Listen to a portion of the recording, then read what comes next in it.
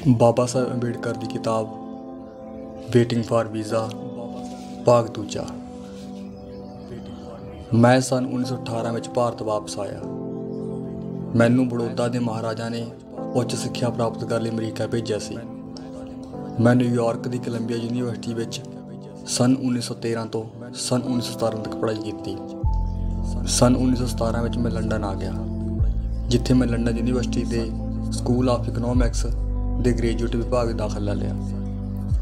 परंतु सन 1918 में अपनी पढ़ाई पूरी किए बिना ही मैनू भारत मुड़ना पिया, क्योंकि मेरी पढ़ाई लिखाई का खर्च बड़ौदा राज ने चुक्या सी। इसलिए उन्होंने राज की सेवा करने लिए मैं मजबूर सा।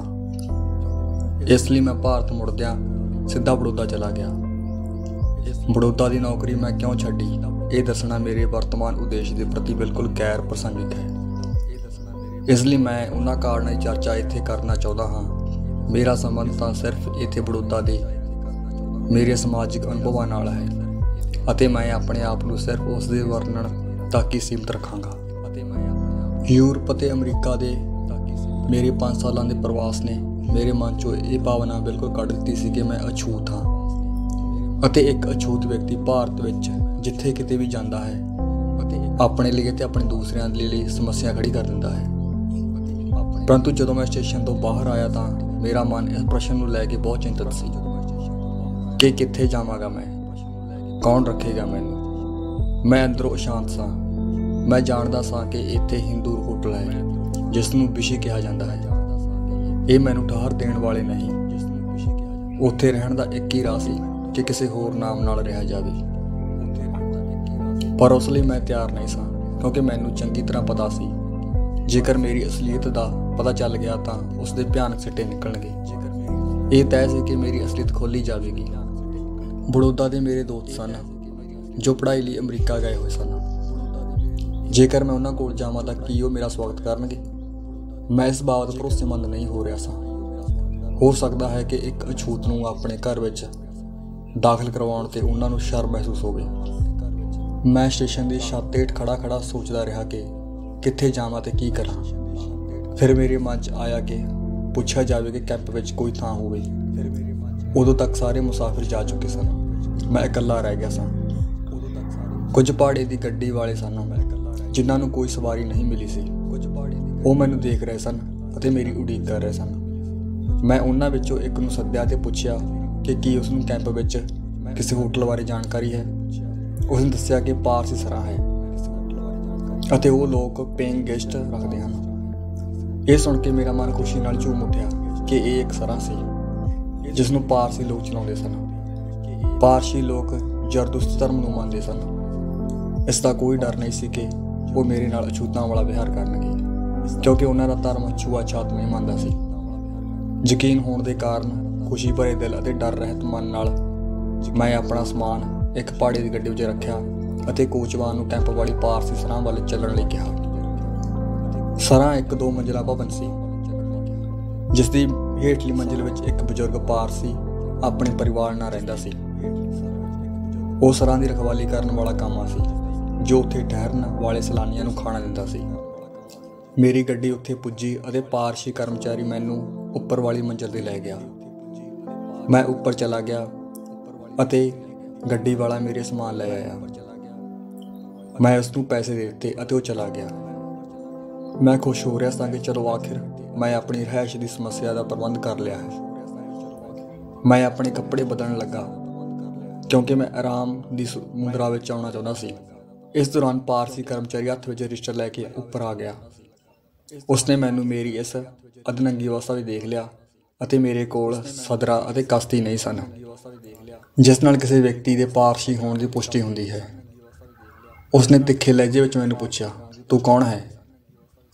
मैनू ये तो पता सी कि इस सराह नूं पारसी भाईचारा सिर्फ पारसियां लिए चलाउंदे हन, तां मैं उसनूं कहता कि मैं हिंदू हाँ।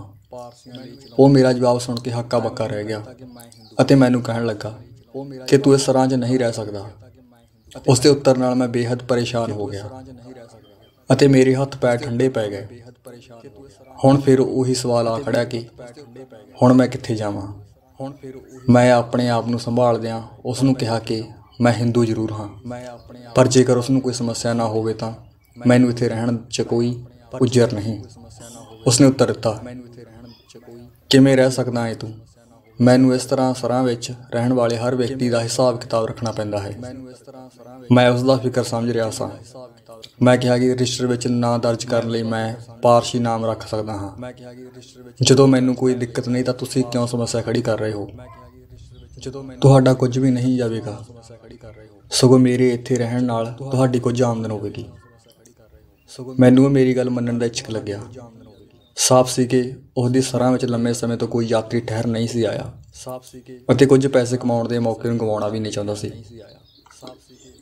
ਉਹ ਇਸ ਸ਼ਰਤ 'ਤੇ ਰਾਜ਼ੀ ਹੋ ਗਿਆ ਕਿ ਮੈਂ ਉਸਦੇ ਖਾਣੇ ਦਾ ਅਤੇ ਠਹਿਰਨ ਦਾ 1.5 ਰੁਪਇਆ ਰੋਜ਼ ਦੇਵਾਂਗਾ। ਉਸਨੇ ਮੇਰਾ ਨਾਮ ਇੱਕ ਪਾਰਸੀ ਦੀ ਹੈਸੀਅਤ ਨਾਲ ਰਜਿਸਟਰ ਵਿੱਚ ਲਿਖ ਲਿਆ ਅਤੇ ਉਹ ਹੇਠਾਂ ਚਲਾ ਗਿਆ। ਮੈਂ ਸੁੱਖ ਦਾ ਸਾਹ ਲਿਆ। ਮੇਰੀ ਸਮੱਸਿਆ ਦਾ ਹੱਲ ਹੋ ਗਿਆ ਅਤੇ ਮੈਂ ਬਹੁਤ ਖੁਸ਼ ਸਾਂ। ਪਰ ਅਫਸੋਸ, ਉਦੋਂ ਮੈਨੂੰ ਨਹੀਂ ਪਤਾ ਸੀ ਕਿ ਮੇਰੀ ਇਹ ਖੁਸ਼ੀ ਕਿੰਨੀ ਥੋੜ੍ਹੀ ਚਿਰ ਹੋਵੇਗੀ। ਪਰ ਇਸ ਤਰ੍ਹਾਂ ਸਰਾਂ ਵਿੱਚ ਆਪਣੇ ਨਿਵਾਸ ਦੇ ਦੁਖਦ ਅੰਤ ਦੀ ਵਿਆਖਿਆ ਕਰਨ ਤੋਂ ਪਹਿਲਾਂ ਮੈਂ ਇਹ ਦੱਸਣਾ ਚਾਹਾਂਗਾ ਕਿ ਉੱਥੇ ਜੋ ਥੋੜ੍ਹੇ ਸਮੇਂ ਲਈ ਮੈਂ ਰਿਹਾ, ਉਸ ਵਿਚਕਾਰ ਮੇਰਾ ਸਮਾਂ ਕਿਸ ਤਰ੍ਹਾਂ ਦਾ ਬੀਤਿਆ। ਸਰਾਂ ਦੀ ਪਹਿਲੀ ਮੰਜ਼ਿਲ 'ਤੇ ਇੱਕ ਛੋਟਾ ਜਿਹਾ ਸੌਣ ਦਾ ਕਮਰਾ ਅਤੇ ਇਸ ਦੇ ਨਾਲ ਇੱਕ ਛੋਟਾ ਜਿਹਾ ਗੁਸਲਖਾਨਾ ਸੀ, ਜਿਸ ਵਿੱਚ ਇੱਕ ਨਲ ਲੱਗਾ ਹੋਇਆ ਸੀ। ਬਾਕੀ ਵਿੱਚ ਇੱਕ ਵੱਡਾ ਹਾਲ ਸੀ। ਜਿਨ੍ਹਾਂ ਦਿਨਾਂ ਵਿੱਚ ਮੈਂ ਉੱਥੇ ਠਹਿਰਿਆ ਸਾਂ, ਉਸ ਵੱਡੇ ਹਾਲ ਵਿੱਚ ਹਰ ਤਰ੍ਹਾਂ ਦਾ ਕੂੜਾ ਕਬਾੜ, ਤਖਤੇ, ਬੈਂਚ ਟੁੱਟੀਆਂ ਫਟੀਆਂ, ਕੁਰਸੀਆਂ ਆਦਿ ਨਾਲੋਂ ਭਰਿਆ ਪਿਆ ਸੀ। ਇਸ ਵਾਤਾਵਰਨ ਵਿੱਚ ਮੈਂ ਇਕੱਲਾ ਵਿਅਕਤੀ ਉੱਥੇ ਰਹਿ ਰਿਹਾ ਸਾਂ। ਉਹ ਕਰਮਚਾਰੀ ਹਰ ਰੋਜ਼ ਸਵੇਰੇ ਇੱਕ ਕੱਪ ਚਾਹ ਲੈ ਕੇ ਆ ਜਾਂਦਾ ਸੀ। 9:30 ਵਜੇ ਉਹ ਮੇਰਾ ਨਾਸ਼ਤਾ ਜਾਂ ਸਵੇਰ ਦਾ ਖਾਣਾ ਲੈ ਕੇ ਹਾਜ਼ਰ ਹੁੰਦਾ। ਤੀਜੀ ਵਾਰ ਉਹ ਰਾਤ ਵਿੱਚ 8:30 ਵਜੇ ਮੇਰਾ ਰਾਤ ਦਾ ਭੋਜਨ ਲੈ ਕੇ ਆਉਂਦਾ।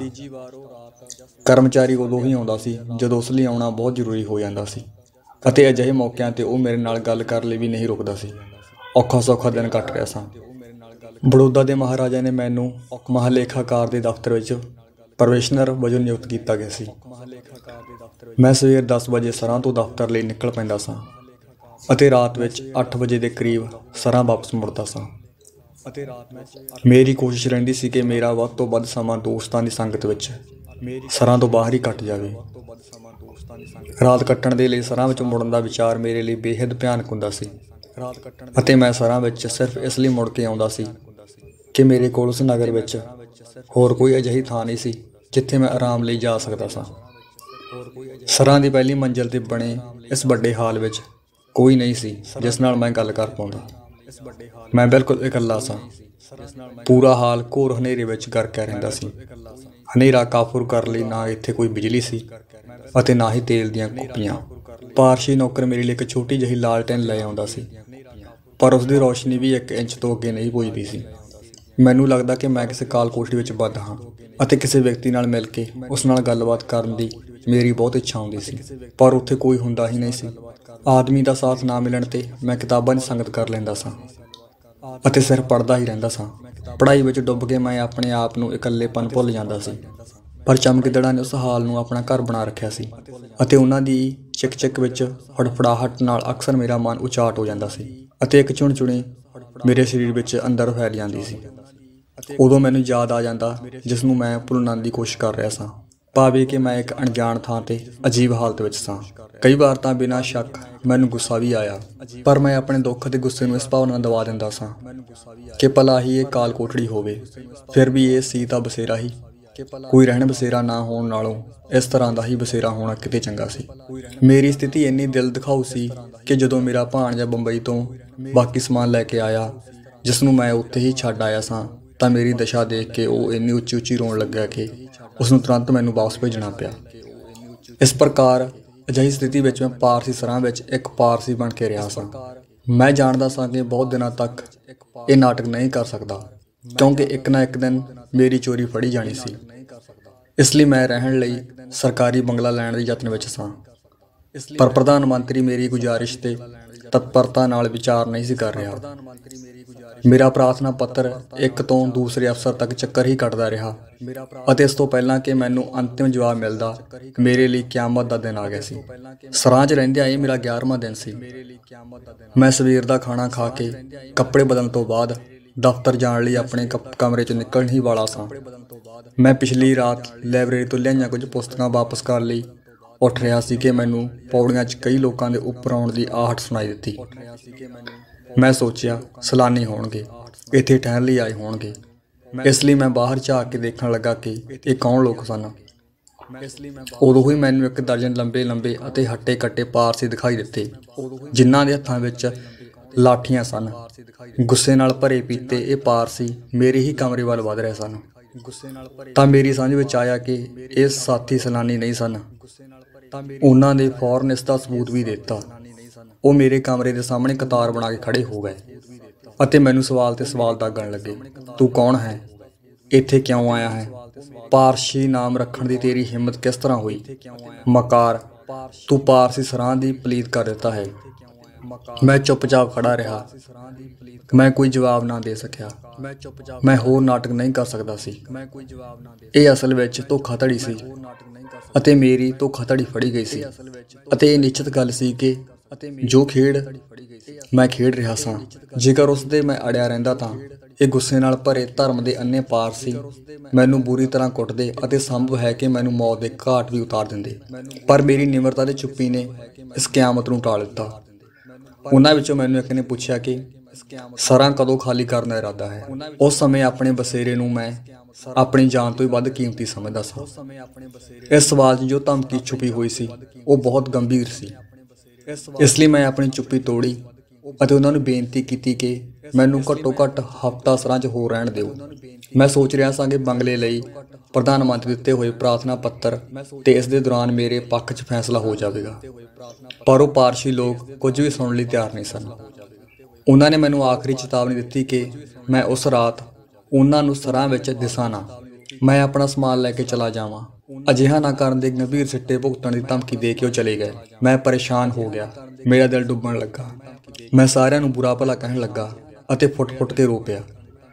ਆਖਿਰਕਾਰ ਮੇਰੇ ਕੋਲ ਮੇਰੀ ਅਨਮੋਲ ਸੰਪੱਤੀ ਭਾਵ ਮੇਰਾ ਬਸੇਰਾ ਖੋਹ ਲਿਆ ਗਿਆ ਸੀ। ਹਾਲਾਂਕਿ ਇਹ ਕਿਸੇ ਕੈਦੀ ਦੀ ਕੋਠੜੀ ਤੋਂ ਘੱਟ ਨਹੀਂ ਸੀ, ਪਰ ਮੇਰੇ ਲਈ ਇਹ ਬਹੁਤ ਅਨਮੋਲ ਸੀ। ਪਾਰਸੀਆਂ ਦੇ ਜਾਣ ਤੋਂ ਬਾਅਦ ਮੈਂ ਕੁਝ ਦੇਰ ਬੈਠਾ ਸੋਚਦਾ ਰਿਹਾ ਕਿ ਕੋਈ ਰਾਹ ਕੱਢਿਆ ਜਾਵੇ। ਮੈਨੂੰ ਉਮੀਦ ਸੀ ਕਿ ਮੈਨੂੰ ਜਲਦੀ ਹੀ ਸਰਕਾਰੀ ਬੰਗਲਾ ਮਿਲ ਜਾਵੇਗਾ ਅਤੇ ਮੇਰੀਆਂ ਸਾਰੀਆਂ ਪਰੇਸ਼ਾਨੀਆਂ ਦੂਰ ਹੋ ਜਾਣਗੀਆਂ। ਇਸ ਤਰ੍ਹਾਂ ਨਾਲ ਮੇਰੀ ਸਮੱਸਿਆ ਥੋੜੇ ਸਮੇਂ ਦੀ ਸੀ ਅਤੇ ਮੈਨੂੰ ਲੱਗਾ ਕਿ ਦੋਸਤ ਕੋਲ ਜਾ ਕੇ ਮਦਦ ਮੰਗਣਾ ਇੱਕ ਚੰਗਾ ਹੱਲ ਹੋ ਸਕਦਾ ਹੈ। ਬੜੌਦਾ ਰਾਜ ਵਿੱਚ ਮੇਰਾ ਇੱਕ ਅਛੂਤ ਦੋਸਤ ਨਹੀਂ ਸੀ। ਬੜੌਦਾ ਰਾਜ ਵਿੱਚ ਮੇਰਾ ਕੋਈ ਅਛੂਤ ਦੋਸਤ ਨਹੀਂ ਸੀ, ਪਰੰਤੂ ਦੂਸਰੇ ਵਰਗਾਂ 'ਚ ਮੇਰੇ ਦੋਸਤ ਸਨ। ਉਹਨਾਂ ਵਿੱਚ ਇੱਕ ਹਿੰਦੂ ਸੀ ਅਤੇ ਦੂਸਰਾ ਭਾਰਤੀ ਈਸਾਈ। ਪਹਿਲਾਂ ਮੈਂ ਆਪਣੇ ਹਿੰਦੂ ਦੋਸਤ ਕੋਲ ਗਿਆ ਅਤੇ ਉਸ ਨੂੰ ਆਪਣੀ ਪਰੇਸ਼ਾਨੀ ਦੱਸੀ। ਉਹ ਬਹੁਤ ਸੱਜਣ ਮਨੁੱਖ ਅਤੇ ਮੇਰਾ ਪਿਆਰਾ ਦੋਸਤ ਸੀ। ਮੇਰੀ ਪਰੇਸ਼ਾਨੀ ਸੁਣ ਕੇ ਉਹ ਬਹੁਤ ਦੁਖੀ ਵੀ ਹੋਇਆ ਅਤੇ ਗੁੱਸੇ ਵੀ। ਪਰ ਉਸਨੇ ਇੱਕ ਗੱਲ ਕਹਿ ਦਿੱਤੀ। ਉਸਨੇ ਕਿਹਾ, ਜੇਕਰ ਤੂੰ ਮੇਰੇ ਘਰ ਆ ਗਿਆ ਤਾਂ ਮੇਰੇ ਨੌਕਰ ਮੈਨੂੰ ਛੱਡ ਕੇ ਚਲੇ ਜਾਣਗੇ। ਮੈਂ ਉਸਦਾ ਇਸ਼ਾਰਾ ਸਮਝ ਗਿਆ ਅਤੇ ਫਿਰ ਮੈਂ ਉਸ ਤੇ ਦਬਾਅ ਨਹੀਂ ਪਾਇਆ ਕਿ ਉਹ ਮੈਨੂੰ ਆਪਣੇ ਘਰ ਜਗ੍ਹਾ ਦੇਵੇ। ਮੈਂ ਆਪਣੇ ਭਾਰਤੀ ਈਸਾਈ ਦੋਸਤ ਕੋਲ ਨਹੀਂ ਜਾਣਾ ਚਾਹੁੰਦਾ ਸੀ। ਇੱਕ ਵਾਰ ਉਸਨੇ ਮੈਨੂੰ ਆਪਣੇ ਕੋਲ ਆ ਕੇ ਰਹਿਣਾ ਸੱਦਾ ਦਿੱਤਾ ਸੀ, ਪਰ ਮੈਂ ਉਸਨੂੰ ਮਨਾ ਕਰਤਾ ਸੀ ਅਤੇ ਪਾਰਸੀ ਸਰਾਂ ਵਿੱਚ ਰਹਿਣਾ ਪਸੰਦ ਕੀਤਾ ਸੀ। ਇਹਦੇ ਪਿੱਛੇ ਕਾਰਨ ਇਹ ਸੀ ਕਿ ਮੈਨੂੰ ਉਸਦੀ ਆਦਤਾਂ ਰਾਸ ਨਹੀਂ ਆਉਂਦੀਆਂ ਸਨ। ਜੇਕਰ ਹੁਣ ਮੈਂ ਗਿਆ ਤਾਂ ਉਹ ਮੈਨੂੰ ਦੁਰਕਾਰ ਦੇਵੇਗਾ। ਇਸ ਲਈ ਮੈਂ ਆਪਣੇ ਦਫ਼ਤਰ ਚਲਾ ਗਿਆ, ਪਰ ਰਹਿਣ ਲਈ ਕੋਈ ਟਿਕਾਣਾ ਲੱਭਣ ਦੇ ਇਸ ਮੌਕੇ ਨੂੰ ਮੈਂ ਛੱਡ ਹੀ ਨਹੀਂ ਸਕਦਾ ਸੀ। ਇੱਕ ਮਿੱਤਰ ਨਾਲ ਇਸ ਵਿਸ਼ੇ ਤੇ ਵਿਚਾਰ ਚਰਚਾ ਕਰਨ ਤੋਂ ਬਾਅਦ ਮੈਂ ਫੈਸਲਾ ਕੀਤਾ ਕਿ ਮੈਂ ਉਸ ਕੋਲ ਜਾ ਕੇ ਪੁੱਛਾਂ ਕਿ ਕੀ ਉਹ ਮੈਨੂੰ ਆਪਣੇ ਇੱਥੇ ਜਗ੍ਹਾ ਦੇ ਸਕਦਾ ਹੈ। ਜਦੋਂ ਮੈਂ ਉਸਨੂੰ ਇਹ ਸਵਾਲ ਕੀਤਾ ਤਾਂ ਉਸ ਦਾ ਉੱਤਰ ਸੀ, ਕੱਲ੍ਹ ਮੇਰੀ ਪਤਨੀ ਬੜੌਦਾ ਆਉਣ ਵਾਲੀ ਹੈ ਅਤੇ ਮੈਨੂੰ ਉਸ ਕੋਲੋਂ ਪੁੱਛਣਾ ਪਵੇਗਾ। ਬਾਅਦ ਵਿੱਚ ਮੈਨੂੰ ਪਤਾ ਲੱਗਿਆ ਕਿ ਇਹ ਬਹੁਤ ਚਲਾਕੀ ਭਰਿਆ ਜਵਾਬ ਸੀ। ਉਹ ਅਤੇ ਉਸ ਦੀ ਪਤਨੀ ਮੂਲ ਰੂਪ ਵਿੱਚ ਅਜਿਹੇ ਪਰਿਵਾਰ 'ਚੋਂ ਸਨ ਜੋ ਜਾਤ ਤੋਂ ਬ੍ਰਾਹਮਣ ਸੀ ਅਤੇ ਈਸਾਈ ਧਰਮ ਅਪਣਾਉਣ ਤੋਂ ਬਾਅਦ ਪਤੀ ਨੇ ਵਿਚਾਰ ਤਾਂ ਉਦਾਰਵਾਦੀ ਹੋ ਗਏ, ਪਰੰਤੂ ਪਤਨੀ ਆਪਣੇ ਆਚਾਰ ਵਿਹਾਰ ਵਿੱਚ ਅਜੇ ਵੀ ਰੂੜੀਵਾਦੀ ਸੀ ਅਤੇ ਉਹ ਆਪਣੇ ਘਰ ਵਿੱਚ ਕਿਸੇ ਅਛੂਤ ਨੂੰ ਪਨਾਹ ਦੇਣ ਲਈ ਕਦੇ ਸਹਿਮਤ ਨਹੀਂ ਹੁੰਦੀ ਸੀ। ਇਸ ਤਰ੍ਹਾਂ ਉਮੀਦ ਦੀ ਆਖਰੀ ਕਰਨੀ ਬੁੱਝ ਗਈ। ਜਦੋਂ ਮੈਂ ਆਪਣੇ ਭਾਰਤੀ ਈਸਾਈ ਦੋਸਤ ਦੇ ਘਰੋਂ ਨਿਕਲਿਆ, ਸ਼ਾਮ ਦੇ 4 ਵੱਜ ਰਹੇ ਸਨ। ਮੇਰੇ ਸਾਹਮਣੇ ਵਿਸ਼ਾਲ ਸਵਾਲ ਇਹ ਸੀ ਕਿ ਆਖਿਰ ਮੈਂ ਜਾਵਾਂ ਕਿੱਥੇ। ਮੈਨੂੰ ਸਰਾਂ ਦਾ ਹਰ ਹਾਲ ਛੱਡਣੀ ਹੀ ਪੈਣੀ ਸੀ ਅਤੇ ਕੋਈ ਦੋਸਤ ਅਜਿਹਾ ਨਹੀਂ ਸੀ ਜਿਸ ਕੋਲ ਮੈਂ ਚਲਾ ਜਾਂਦਾ। ਹੁਣ ਮੇਰੇ ਕੋਲ ਇੱਕੋ ਇੱਕ ਰਾਹ ਇਹ ਬਚਿਆ ਸੀ ਕਿ ਮੈਂ ਬੰਬਈ ਮੁੜ ਜਾਵਾਂ। ਬੜੌਦਾ ਤੋਂ ਬੰਬਈ 9 ਵਜੇ ਰਾਤ ਨੂੰ ਟ੍ਰੇਨ ਜਾਂਦੀ ਸੀ। ਮੈਂ 5 ਘੰਟੇ ਬਿਤਾਉਣੇ ਸਨ। ਮੈਂ ਕਿੱਥੇ ਬਤੀਤ ਕਰਦਾ ਇਹ ਸਮਾਂ? ਕੀ ਸਰਾਂ ਚਲਾ ਜਾਵਾਂ? ਆਪਣੇ ਦੋਸਤ ਕੋਲ ਜਾਵਾਂ। ਸਰਾਂ ਵਾਪਸ ਜਾਣ ਦੀ ਹਿੰਮਤ ਮੈਂ ਕਰ ਨਹੀਂ ਸਾਂ ਪਾ ਰਿਹਾ। ਮੈਨੂੰ ਡਰ ਸੀ ਕਿ ਕਿਤੇ ਪਾਰਸੀ ਲੋਕ ਆ ਕੇ ਮੇਰੇ ਤੇ ਹੱਲਾ ਹੀ ਨਾ ਬੋਲ ਦੇਣ।